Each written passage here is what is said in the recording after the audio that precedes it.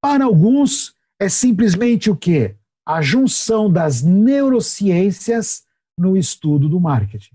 O que são as neurociências? As neurociências são... A neurociência é uma área da medicina que ela estuda como que é a configuração do cérebro, como que o cérebro processa informações, processa estímulo.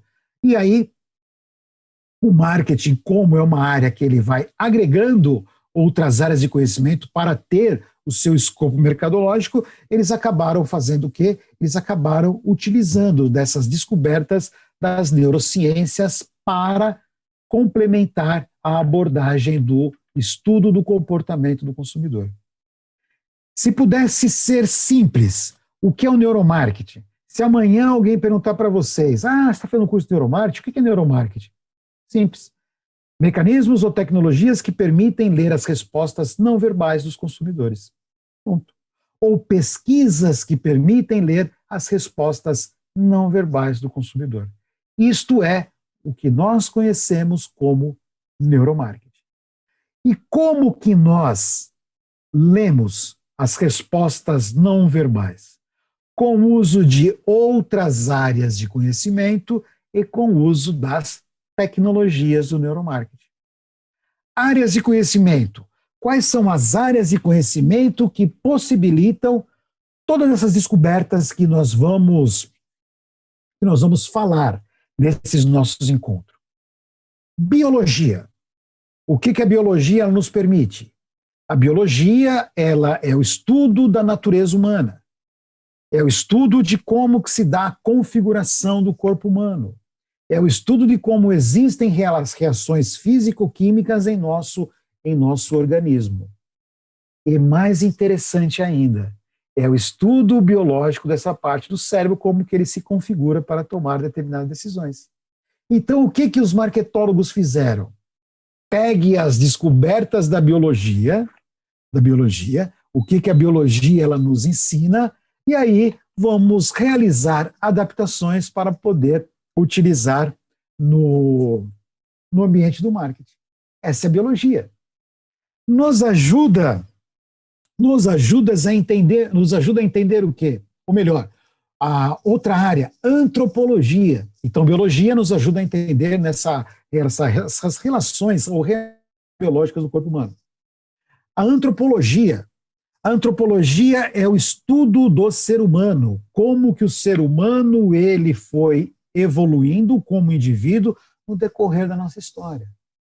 E a antropologia nos contribuiu para entender o quê? Aquela ideia que eu havia mencionado para vocês do caçador e do coletor. O que seria a teoria? Vocês conhecem a teoria do caçador e da coletora? É mais ou menos da seguinte maneira, vou falar bem resumidamente porque eu vou abordar ela na manhã, onde nós vamos falar a diferença de gêneros. Uma teoria do caçador e coletor é o seguinte. Lembra que nós comentamos aí que o homem das cavernas saía para a caça, né? Então era mais ou menos a seguinte situação. Na época das cavernas, a antropologia deixa muito claro isso para nós. Na época das cavernas, nós tínhamos duas categorias, que eram os caçadores, normalmente eram os homens, que eles saíam para a caça, porque eles saíam para a caça por causa da sua complexidade física, né, por causa do seu corpo, então eles saíam para a caça, eles eram caçadores. As mulheres, por outro lado, tinham uma responsabilidade muito maior e elas eram coletoras. Elas saíam para coletar frutos.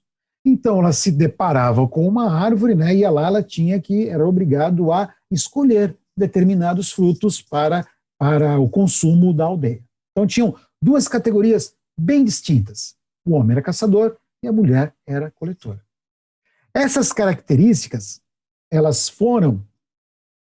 Porque essas características, como que a pessoa age, como que a pessoa se comporta, ela foi moldando o cérebro dos homens e moldando o cérebro das mulheres. Por isso que até hoje nós temos, como eu já afirmei, graças a Deus, diferenças entre homens e mulheres. Temos diferenças. Por exemplo, compra de sapato.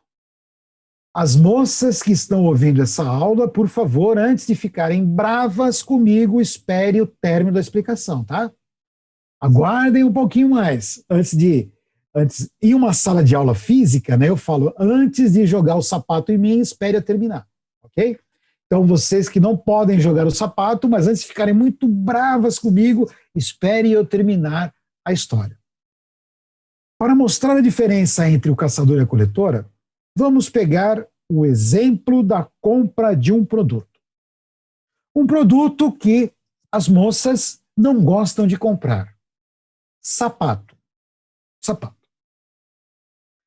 Como que o homem compra sapato? O homem entra numa loja para comprar sapato, ele parece um predador. Ele parece um tubarão. Sabe tubarão assim, quando ele sente o cheiro de sangue na água, que ele vai, até aquela música do filme Tubarão do Spielberg, né? Ele vai vai lá e pega. O homem é assim. O homem, quando ele entra numa loja, ele fala assim, ó, eu quero comprar um sapato. Ele entra na loja, ele mapeia o ambiente, né, o primeiro mapeamento, as famosas zonas de descompressão, quando eu entro